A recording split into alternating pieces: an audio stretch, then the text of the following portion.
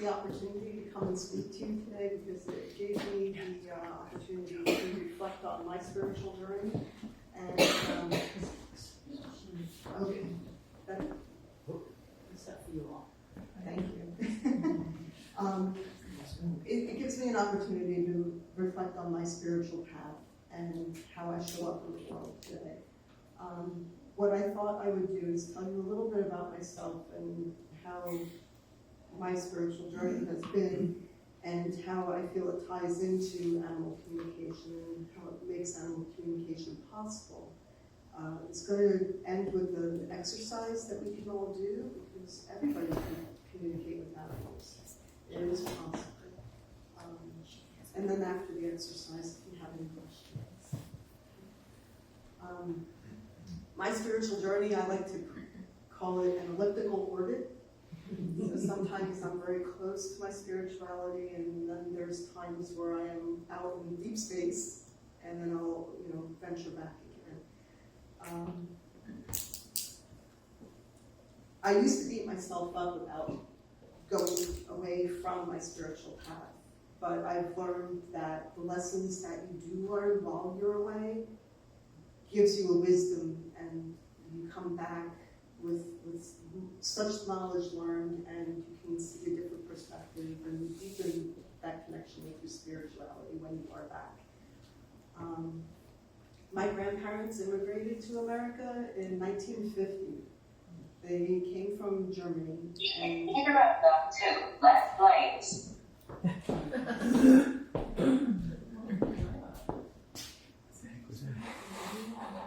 That was a driving thing. Oh, was that the GPS? I think it was. Yeah, so. Okay, that's all right. Wow. So they brought old world beliefs with them.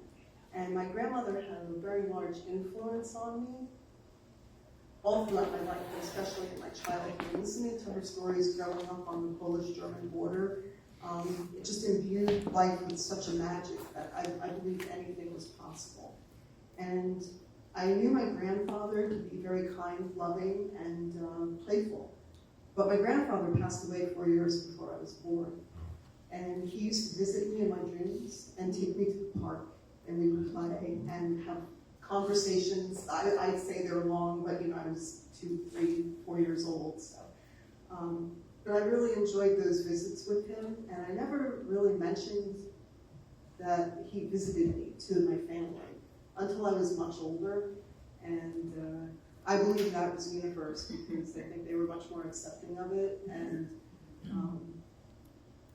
open to it. When I mentioned it, I think if I mentioned it as a small child, they would have told me it wasn't possible, and I think his visits would have cut shorter than they actually were.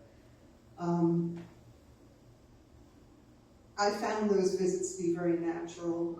I looked forward to them. I also noticed while I was growing up that my grandmother just happened to know things. She never really spoke of it, but she just knew. And it was very surreal. But in addition to that, her eldest daughter also can communicate with animals. And we never really got into very deep conversations about that until I started delving into it myself. And I find it fascinating because I kind of knew she did, but again, it was never really spoken of, So I grew up thinking that supernatural experiences were normal and natural, except they're not. So as soon as I went to school, I found that mainstream does not believe that, and I was just told I had a very active imagination as a child. And about that time, that's when my grandfather did stop visiting me in my dreams. We were raised Roman Catholic. We went to church on Sundays when we lived near my grandmother, and it was easy for me as a child to combine religion and spirituality, because in my child's mind, religion was something that you did, and spirituality was something that you were. And I never defined that as a child. I actually just did that right now when I'm preparing to speak with you today. Some of my earliest memories of communication non-verbally was, as a small child, we had a dog named Bruno, and we would chase each other around the apartment. It was almost like hide and seek, you know, so it's like, I'm gonna get you, things like that. And when my little sister was born, I remember this day vividly today. She wanted out of her crib. I walked into the bedroom and she was asking me to let her out of her crib, so I did. And she fell. And my mother was very upset, obviously, and she's like, what were you thinking? I mean, she told me she wanted to come out, so I thought she could, just needed a little bit of help and she would be fine. And my mom's like, that's impossible, she can't talk. And that confused me because she, in my mind, very clearly told me she wanted to be let out of the crib. The nonverbal communication waned as soon as, eventually when I was in grammar school. And, life. School became important, and I didn't give it a lot of thought. And then in junior high, every once in a while I would have this very vivid dream, like down to detail, almost like you're watching a movie, and I would remember it when I woke up, because I don't remember many dreams, unfortunately. And I'd be like, what the heck was that? And the first time I lived out a dream in real time, it was very surreal. I knew what this person was just about to say. I recognized the location we were. I knew what the person was going to reply to that statement, and I knew what was going to happen next, and I very quickly realized I need to do the opposite of what I did in the dream to keep me safe. And that happened to me about 2 or 3 times. And I was very grateful for the dream. I was very grateful that I remembered it upon waking, and I'm very grateful that I also remembered it in that time between the dream and when it came to pass in real time. I also had some other dreams where, we're all in a moment of choice, that fork in the road, a little bit of crisis, and I would have a dream after the choice and realize it was an affirmation that I was still on the right path. So I was very grateful for that too. Back in high school, we had some pet cats in the family. There wasn't a lot of communication with cats until they were threatened, and I became their advocate. And even so, they were kind of quiet about it, but very thankful that I could keep them safe, provide them a safe spot.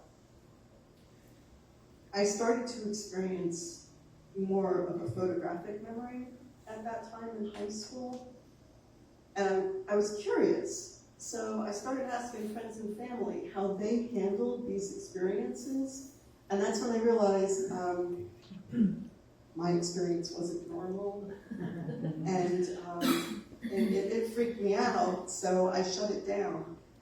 And it took me a decade to realize what I did. And it took me another decade to put myself back on the spiritual path, instead of dancing around the borders of it. So even while I was in that distant orbit to my spirituality, I would every once in a while go visit a friend who had a dog, and I would just know what that dog wanted or needed, and I would convey that to my friend. And I would get feedback from them, and things that were issues would slowly resolve with that. And I wondered, because I didn't even live with this animal. How do I know when the people who would spend their days with them don't know?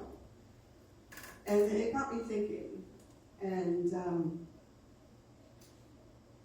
it started me back on the orbit to get back to my spirituality. And there's a saying along the lines of, we are spiritual beings having a human experience. And that really resonates with me, and on many different levels. And it helps shape my view of the truth of who and what we are. And I think that the greatest illusion that humans suffer under is our belief that we're separate. We think we're alone, we think we're individuals, when the truth, in my humble opinion, is that we are connected in a web of universal creation. And I love the hymn that was chosen because it speaks of that and made me feel like I'm doing the right thing speaking with you all today. We forget who we are, we forget where we came from, and we forget our spiritual nature. The fact is we don't exist independent of the universe. We are stardust, we are part of the universe, and we gained consciousness, and we forget our roots through the fixation with thought. But we are beings of divine love, divine intelligence, and divine will. And we are having a human experience. And after our human experience, I believe we venture back and we give the universe lessons because we're unique in what we've learned and what we bring back to it. So when we're back, we decide we're going to venture back to Earth again, and we leave that idyllic collective consciousness, some would call it heaven, and we agree to navigate Earth and allow the universe to expand in its knowledge through our unique experiences. And at the time of agreement, we know what we give up in the collective to experience our human lifetimes that are filled with earthly challenges and earthly beauty. I believe my experience validates that we forget where we come from very quickly once we're on Earth. But I'm not alone. There's many stories of parents relaying conversations with their small children about who they were in past lives and what they knew. And parents often can validate that. But we forget our expansive heritage, and we become small. We allow our minds to take over and saddle us with anxieties, worries, and a host of other issues. But along the way, some of us hear that little voice, and it tells us that there's more. And we sense our potential to remember our expansive heritage and work our way back to knowing. There are many modalities that can bring us back to knowing, and most of them have a similarity in that we need to just be. And how do we just be? So presence gives us the mindfulness and awareness that will give us the space to observe ourselves and just be. Eckhart Tolle says, "I am the space in which everything happens." And that outlook is opposite of the common human perception that everything happens outside of us. We think that humanity is essentially powerless reacting to situations unfolding before us. And that reactivity is rooted in either the past or the future. The past shapes us because we know what's unpleasant and we try to avoid it, and that affects our choices. Or the future, we have wants, we have desires, so we try to steer it and manifest. But when we're mindfully aware and we step away from the reactiveness and we become closer to our essential self, and with that closer connection with our essential self, we understand our power and our control, and that lies in the present moment. So we understand that the present is all we have, and it's the only thing that's real. And through our presence, we are able to be. We become that space in which everything happens. We're also adventurers. We agreed to navigate time and space on Earth again and bring our knowledge back to the collective consciousness. So I was created to give the universe a taste of this world from my unique perspective, as you were all created to provide the universe your unique perspective.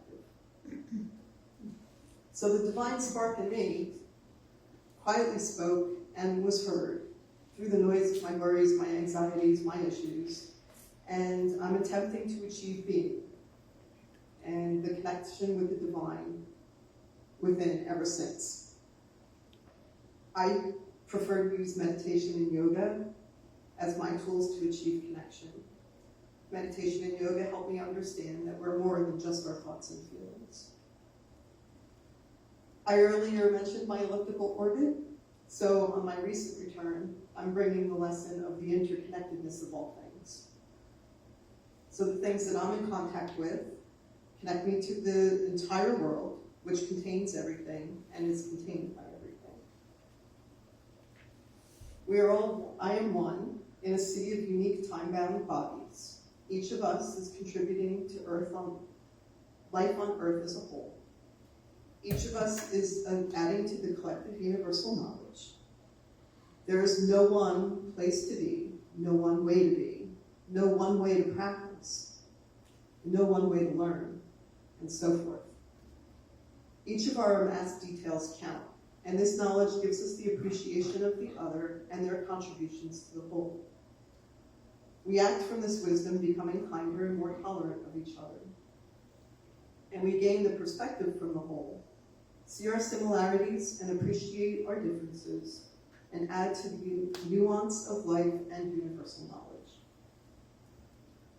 So when we remain grounded in this knowledge and centered, we send out coherent waves of energy to others so they may have the stillness and the opportunity to hear their small voice, telling them that there's something more. We're also time travelers. As we gain self-awareness through meditation and inquiry, we're able to undo our past in the present, and that helps release our future. And with inquiry, patience, and kindness to self, that allows us to make connections between our past events and our present behavior. We can hold those connections to the light and examine them, and if they no longer serve, we can let them go. So in summary, I think we are universal energy manifest in human form, and if we quiet our thoughts and reconnect with our expansiveness, we can tap into the current energy that connects all things. So my belief that this is the channel that makes animal communication possible, and also other modalities of insight and healing possible. So what is animal communication? So it's a process where impressions, thoughts, images, and feelings can be transmitted and received between beings of different species. I communicate primarily through feelings and impressions, and the animal doesn't need to be present. It's actually less distracting if the animal is in a third location, separate from its owner and myself. A typical session is done over the phone, and pet parent would describe the animal, age, breed, appearance, and their name, that's important too. And the pet parent would ask the questions, and I would interpret and relay their answers. And it's interesting. Some have a lot to say, some are very stoic and really don't want to talk, and that's okay too. In those cases, I'll just keep trying to connect with them even after the session to see if they do have anything to say. And as I had mentioned earlier, anyone can learn to do this. We are all part of the collective consciousness. We're all connected to universal energy. But there are specific techniques that can help develop your natural abilities. So I learned from Anita Curtis. She's in Pennsylvania. She trained under and she teaches Penelope Smith's techniques, and Penelope is from California. Anita does virtual workshops. She's in her 80s, so she's not doing very many of them anymore, but there is one she's holding August 3rd and 4th via Zoom, which I also thought was serendipitous. I met Anita in 2012. She was recommended to me. We were having some issues with our dog Bailey, and it was fascinating because the only appointment I could get, I was on vacation in Florida. So I'm on the phone with her. My dog was home being babysat, and she gave me a little bit of insight that helped resolve some behavioral and some health issues, along with the vet. I've used Anita since for our subsequent pets. Once we lost Bailey, we adopted Leo and Jacqueline as a senior bonded pair, and I wanted to know a little bit of their backstory. you know, they wound up at the shelter at 10 and 14, and I want you to know the story behind that. And then we also used Anita with our current dog, Maddie, who we inherited, and I used Anita more to let Maddie know that her mom did not leave by choice. You know, her mom passed away. So that I was telling Maddie to hang on, because where she was, my adopted aunt made arrangements for her to be cared by a friend. But the friend had 5 dogs in an 800 square foot house, and Maddie was not happy. So I was just like, I can't bring you here. We know Jacqueline don't like other dogs, but you know, we're going to find you a place. And then we lost Leo and Jacqueline within a month of each other. Wow. So I called Diana, and I'm like, I'll take Maddie. she's thriving, so it's wonderful. But in the conversations with Anita, she encouraged me that this was something that I could also do. And with her support and tutelage, I started to develop my abilities. Much with everything else in life, it's practice and continue to grow and develop. And I find it fascinating. I do appreciate the interactions that I've had with the animals. So my desire is to offer my services to help more animals and their people understand each other better.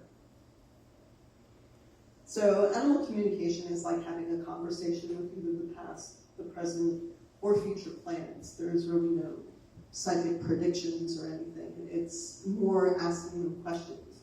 Do you like your food? Do you like your stable? Do your shoes fit okay? Your harness fit okay? How were you injured? Where does it hurt?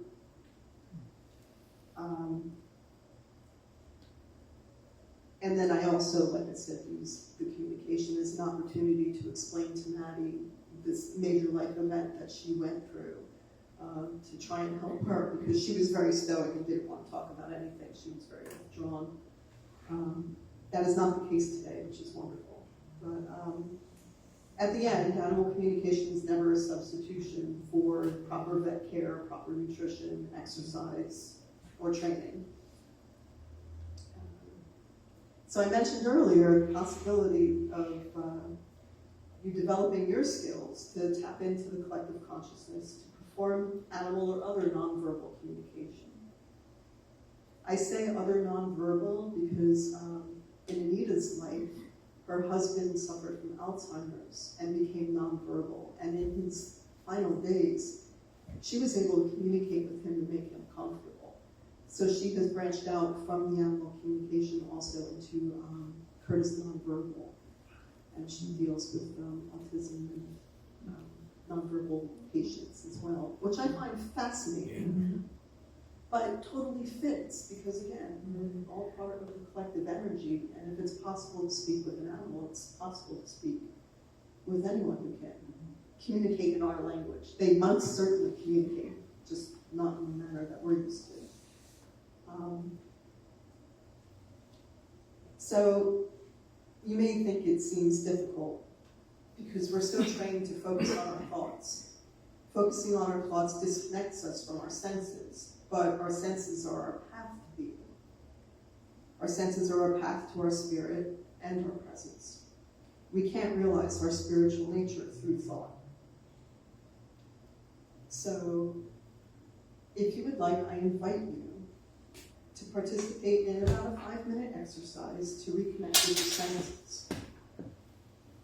So I'd ask you to get comfortable in your seat, and if you'd like to close your eyes or gaze softly unfocused at the outer point of the ground. And right now, in this moment, encourage your body to feel itself from the inside out.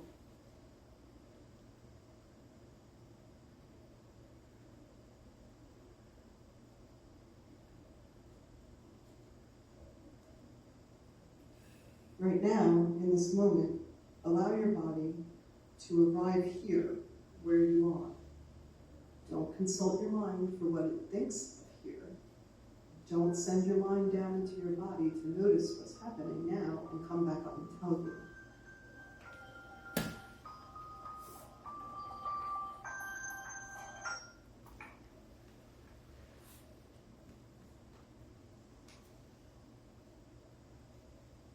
Just tune into the sounds reaching your ears. Feel the sensations happening inside you. And experience your breath as it enters and exits, and the space in between.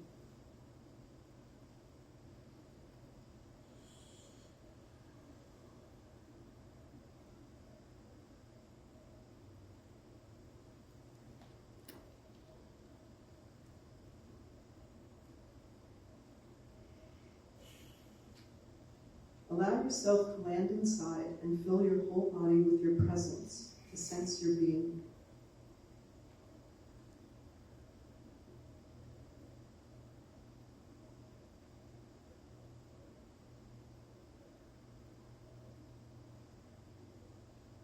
Feel what it feels like to simply exist. This is the state that many allow you to tap into your inner wisdom.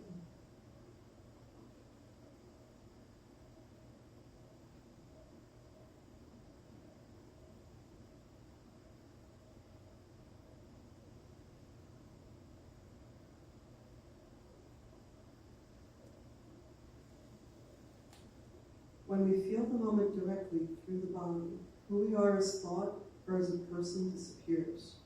Our individual me agenda fades. We are just now life, not separate from life or separate from our spirit or our true nature.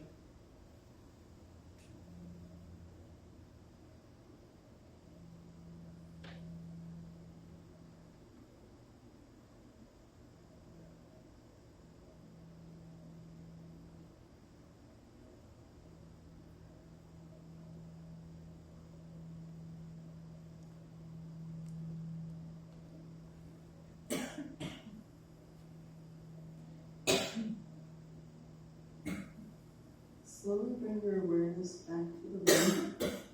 Wiggle your fingers, your toes. You stretch your arms up in the air. When you're ready, open your eyes. Welcome back. So feeling that moment of simple existence, that may be fleeting, and that's okay.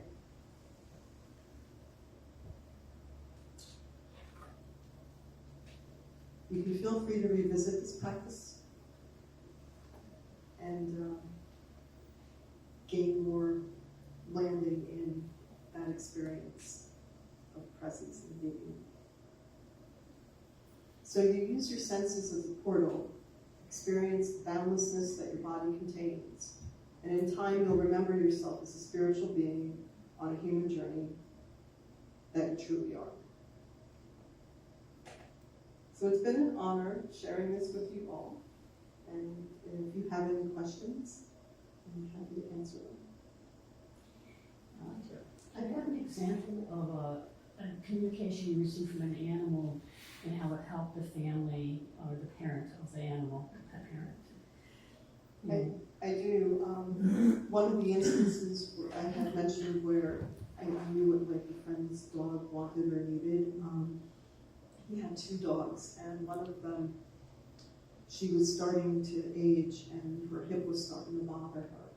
So she was going up and down the stairs, but she was starting to give them difficulty with it, and they couldn't understand why. So I was telling them, like, go to the vet, have them check her right hip. And they saw like a little bit of an issue, so with like a little bit of physical therapy, she was better. And then their other dog, I just sensed like there was a problem with one of his teeth. And I'm like, you get him some dental? And they're like, why? There's nothing wrong with him. And like 2 days later, he stopped eating. Yeah. And I'm like, make an appointment. So they found a cracked tooth. So I was glad I could help with that as well, you know. So those 2 instances. With my Maddie, we're still working out why she insists on barking at everybody that goes by, but we're having, it makes sense, but I'm having a hard time convincing her otherwise because the EMTs came into the house to take Carol. So she does not want people anywhere near her space because she doesn't want us to be taken away. So I keep trying to explain it to her, but she refuses to listen to me. So she's stubborn. I mean, she lets the chow chow at her.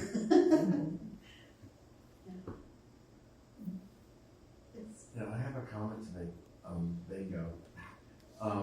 It's a very, to me, I kind of really understood everything you said, and it's very, very nuanced in me, my oneness, and yours, you spoke about it being elliptical, mine is in waves, or phases, and that's how I've always felt it since I was young.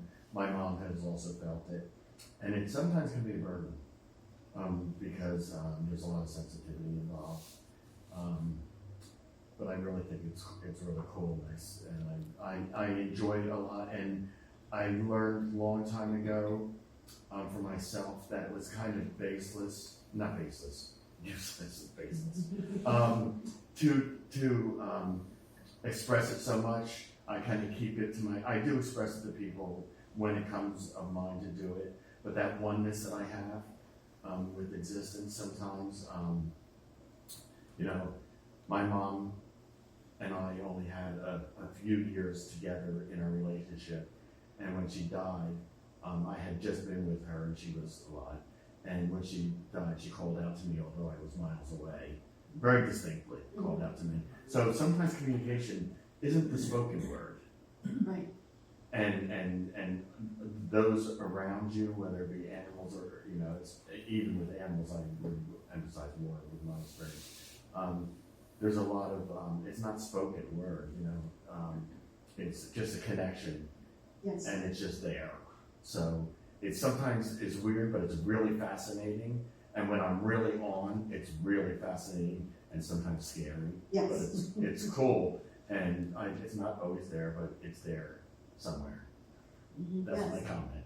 Yes. Yeah. I'm glad that you clarified that because it is not always the spoken word. It's impressions and feelings, and then I have to interpret that and translate it into words Right. for others. And sometimes you get impressions, you have no idea what that means, so you have to ask again, like, I don't know what that means. Can you show me something else? And when you speak of it being a burden at times, I agree. Again, with the animal rescue, when I went to walk the dogs in the shelter, sometimes it's overwhelming, and I'm not to the point where I know how to turn it on and off at will. So as a result, I'm not walking dogs right now at the shelter. I've shifted to other ways to be helpful. But I do want to get back to it. And speaking of it in waves too, I really appreciate that. Thank you. You're welcome. We have a dog, yes.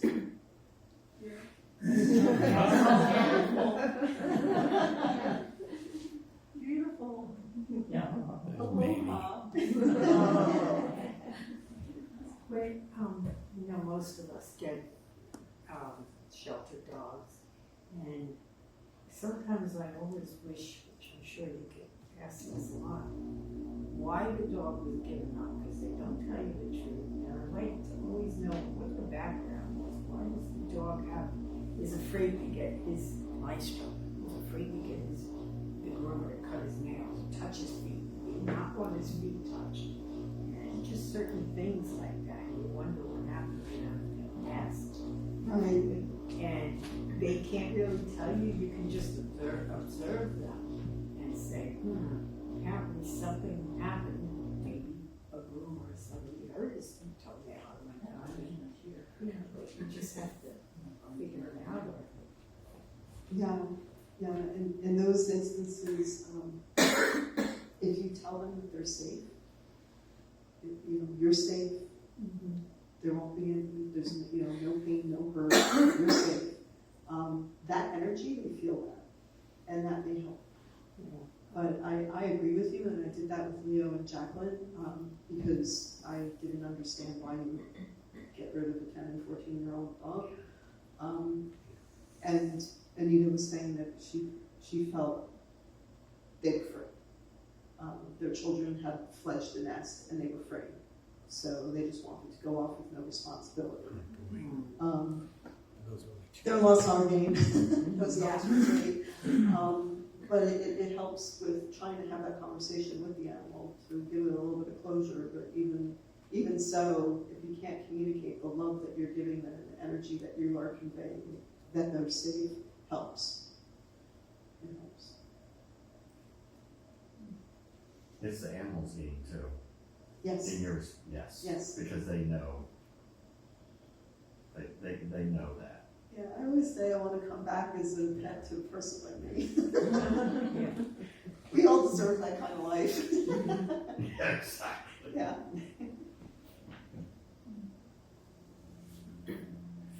Yes. Do you communicate with animals through telepathy or by verbal words to them? And when you sense their pain, is it that you can feel their pain, or are they expressing to you that they are in pain in a certain part of their body? So it's telepathic, and there are techniques. Sometimes the animal will convey it to you, but there are techniques where you almost like step inside their body and you will feel it within your body. Yes. But animals are not built quite like us. Dogs are more similar than horses. Horses are a little bit different, so I have to learn if you have a pain here, how that correlates on a horse, or how that correlates on a dog. But that's fascinating, and then there's another whole host of things where you have to ask to release that which is not yours, or you find yourself carrying a phantom pain around. So that was an interesting experience. Do you experience that with humans also? That you can feel their pain? I've had that experience with somebody for myself, and it's like shocking. It is. I've only with people that I'm very close with. I haven't, like Kelvin had mentioned, when you're on, and, like you'll pick up things all over. And that has not happened to me. It's only been with people that I've been very close to. Thank you. You're welcome.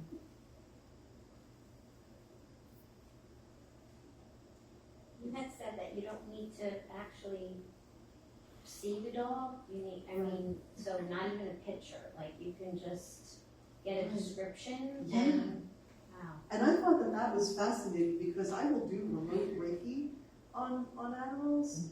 And like I've done fundraisers for the animal rescue, and I ask people to bring me a picture because it helps me. But when Anita taught us, she's like, you don't need a photo, you don't need the animal right there.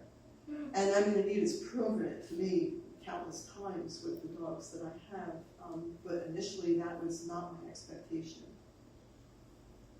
Wow. Yeah, it's fascinating. Interesting. Yeah. Very much so. Yes. So my little brother passed away on July 9th. I'm so sorry. Thanks. His dog is very, very upset. And she's still looking for him. We took her to the funeral, and she just like looked at him and then smelled the body and then kind of was like, that's not him, and tried to walk away. Yeah. So I guess, is there any way to like kind of tell her like what happened, or like so that she can stop looking for him? Yeah. Yeah, talk to me later after this, and I'll try and help. Definitely.